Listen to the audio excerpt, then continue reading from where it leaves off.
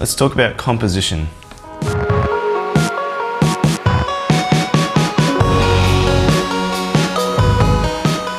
I value compositional rules pretty highly. They're rules for a reason because they work, and if you can learn them all, you can start to use them in places where you might be stuck.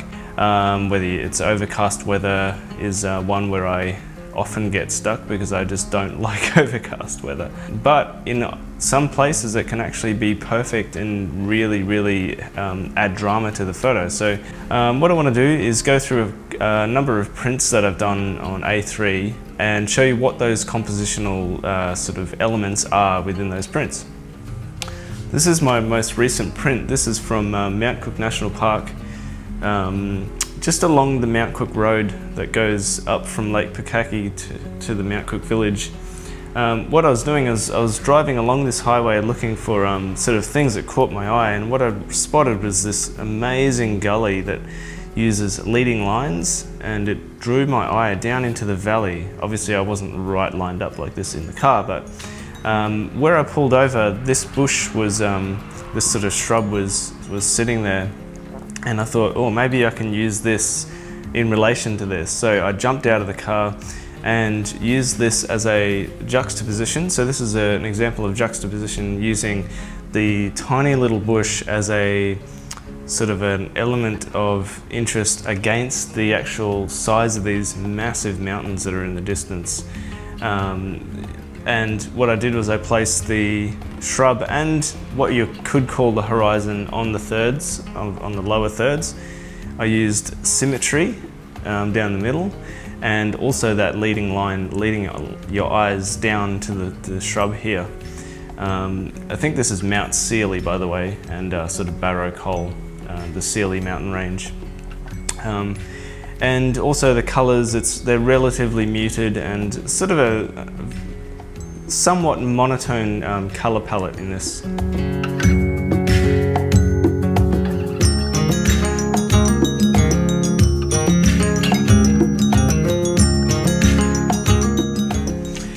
Once again, Mount Cook National Park. I love this photograph. I don't think it's absolutely perfect, but what I do love about it is the use of leading lines. So what drew me was, as I was driving this way, was these amazing meltwater rivers that come down Tasman River. And so I spotted those, and because I was sort of driving past Burnett Mountain Range here, I had to pull over and I had to jump over the fence. I'm not sure if that's actually trespassing or not, but I had to get the shot anyway. So this is using leading lines, and it's a good example of using those lines to actually lead your eyes up to the subject, sort of what you would call the main subject of this photograph, which is these amazing mountain ranges here.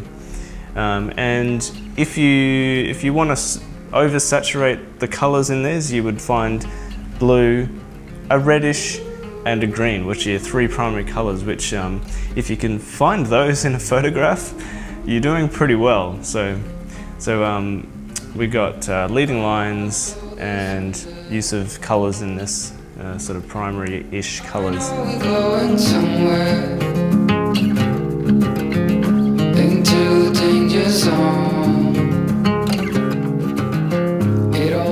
This next photograph is Lake St Clair down in Tasmania.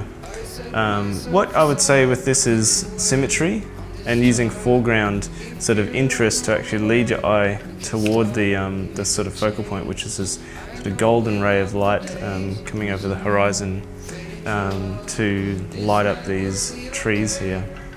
And then right in the very background here is the mountain range that you can see, and it sort of just helps to add a little bit extra to the photograph, and you can sort of search through it, through these forests here, and just look for elements of interest. But what I would probably say for this one, using the reflection, is symmetry is the main rule for this. I wanna go there someday. This is one of my favourite colourful photographs that I've taken in the recent past. This is, I up on the headland of Cabarita Beach looking down as the sun started breaking on these rocks. And what I've done is I've used a diagonal line as I compose this photograph, waiting for the sun to come up. And so that leads you're sort of drawn up to this main focal area here.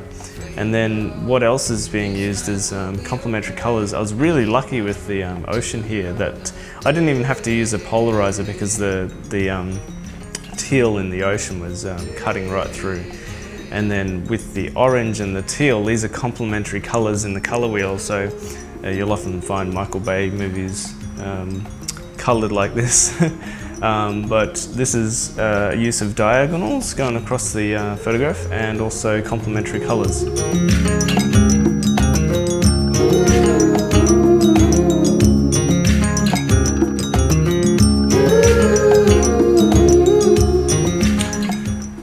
This photograph I really like. I never even thought much about it until recently, and I sort of dug it up.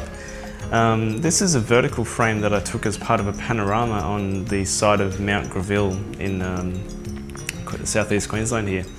And the colours were just so beautiful in this morning. And it's after the sun was rising, because you can see these this tree, these group of trees are actually lit up by the sun. But what we have here is sort of symmetry, kind of symmetry, not really, just because it's through the middle of the photograph, but really more negative space, using that negative space to sort of give you a sense of the relationship of this sort of horizon and the sort of valley here in relation to the rest of the environment, like the sky and everything. So I really love doing this when I've got a clear or sort of slightly cloudy sky, so I can sort of get a scale of being sort of on the earth.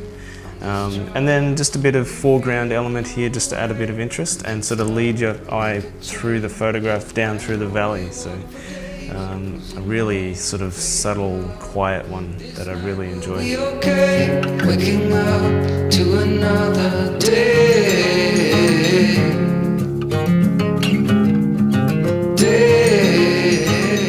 Now this one I didn't quite print properly, so it's a little bit dark, but so I've got to redo that. But this is from Bali, Cinnamon at near Mount Agung. What we have here is sort of like a leading line, but what I would probably call it is more sort of leading light. You can see everything's lit from the right side here, and that's just at sunrise, sort of maybe within half an hour of the sun rising. And we have this beautiful mist, sort of haze going through the environment, really adding to that sort of sense of stillness here. But this, I really like this little tree here, which sort of, you're sort of drawn to this tree, and then you're sort of up here and then over to the right. And one of the things I like to do is actually take the obvious focal point, which would be Mount Agung itself, which is 3,000 meters high, and absolutely stunning to look at. Perhaps not anymore.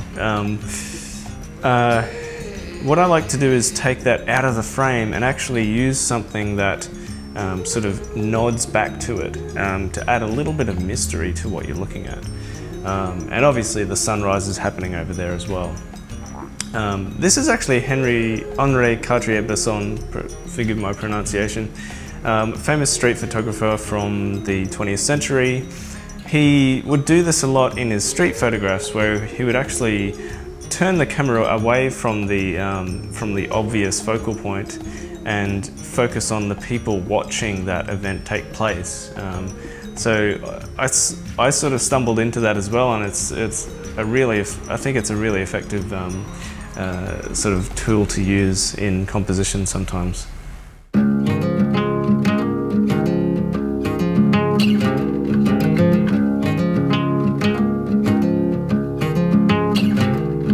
This is not strictly a landscape. I would call this more of a travel shot, but I like it because it shows the environment that you're driving through in Tasmania.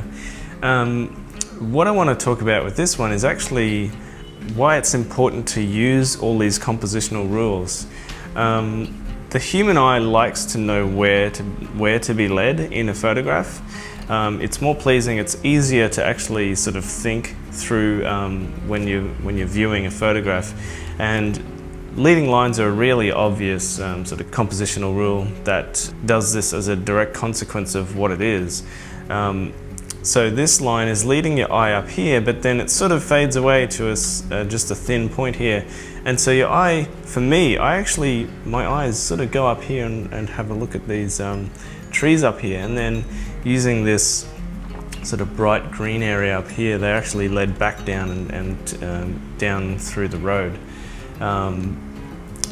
I place great value on using the sense of visual flow, and it's like where do my eyes start and where do they lead, and how can I make this work better for my eyes and make it easier for my eyes to do exactly what I want.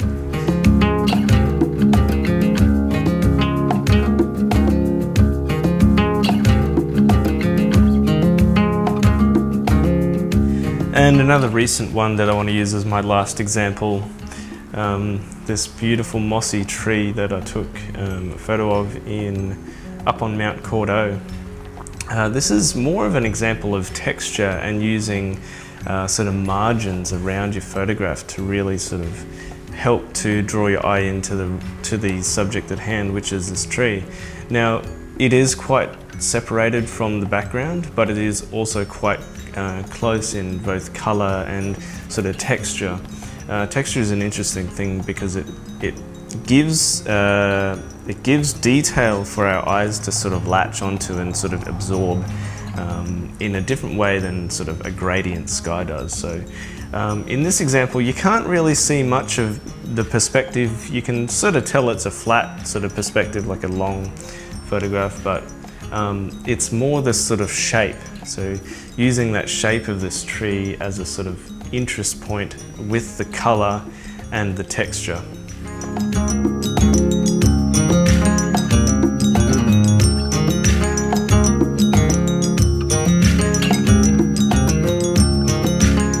So if you got something out of this video, drop a comment if you'd like. I'd love to hear what you think about what rules you use, what you don't like to use. I know that I photograph in a very specific kind of way. I look for very specific kind of things that other people might not, and that other people might not want to look for things that I do. So which is what makes us all unique, right? So like, subscribe, share it if you can, and I'll catch you all next time. Bye. Lost in the sight of you.